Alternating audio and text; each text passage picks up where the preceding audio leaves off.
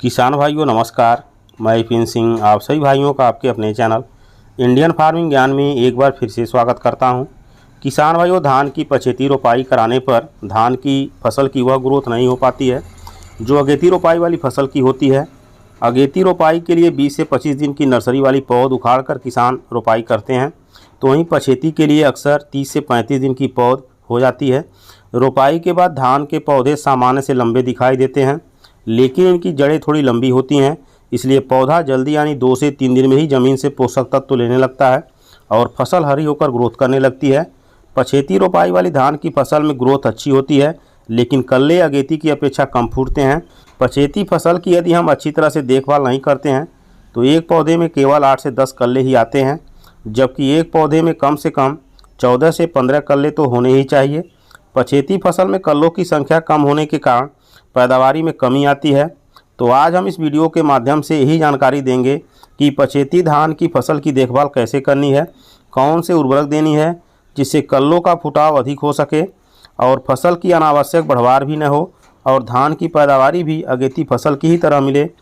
तो पूरी जानकारी के लिए वीडियो अंत तक जरूर देखें। चैनल पर नए हैं तो चैनल को सब्सक्राइब करके बेल आइकन दबाकर वीडियो को लाइक ज़रूर कर दें।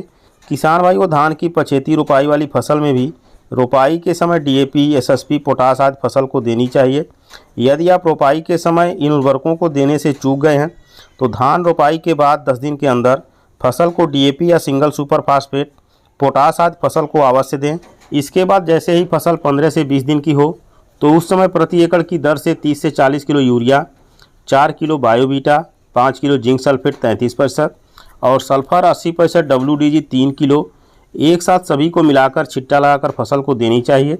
इतना यदि आप पछेती फसल को 15 से 20 दिन की होने पर देते हैं तो फसल की ग्रोथ भी अच्छी होगी और पौधे से कल्ले भी अधिक फूटेंगे, फसल खूब हरी भी होगी, फसल देखने में काफ़ी आकर्षक दिखेगी। पहला यूरिया देने के 10 दिन बाद नैनो यूरिया प्रति एकड़ 500 ml और साथ में 250 ml तरल सागरिका लेकर 150 से 200 लीटर पानी मिलाकर स्प्रे कर दें। इनका स्प्रे करने के 10 दिन बाद आप देखेंगे कि आपकी धान की फसल के हर पौधे में 15 से 20 कल्ले हो चुके होंगे। उसके बाद जैसे ही फसल आपकी लगभग 45 से 50 दिन की हो तो उस समय फसल की स्थिति को देखते हुए आवश्यकतानुसार यूरिया की मात्रा लेकर फसल को छिट्टा लगाकर दे सकते हैं। एक बात और ध्यान रखने योग्य है कि धान की फसल जब फुटाव में आए तो उस समय बाली निकलने के 1 सप्ताह पहले NPK 05234 1 से 2 किलो प्रति एकड़ और साथ में बोरान 200 से 300 ग्राम लेकर 150 लीटर पानी मिलाकर स्प्रे जरूर कर दें। इससे क्या होगा कि फसल में फास्फोरस, पोटास और बोरान की पूर्ति होने पर झंडा पत्ता हरा एवं चौड़ा होगा, जिससे पौधा अधिक भोजन का निर्माण करेगा। फुटाव के बाद बाली लंबी निकलेगी, बाली में दाने भी अच्छी तरह से बैठेंगे, दाने चमकदार और बोल्ड होंगे, जिससे पैदावारी में वृद्धि हो जाएगी। फुटाव के बाद जब बाली के दानों में दूध से चावल बनने लगे तो उस समय NPK 0050 का 500 ml प्रति एकड़ की दर से 150 लीटर पानी मिलाकर स्प्रे करना बहुत फ़ायदेमंद साबित होता है।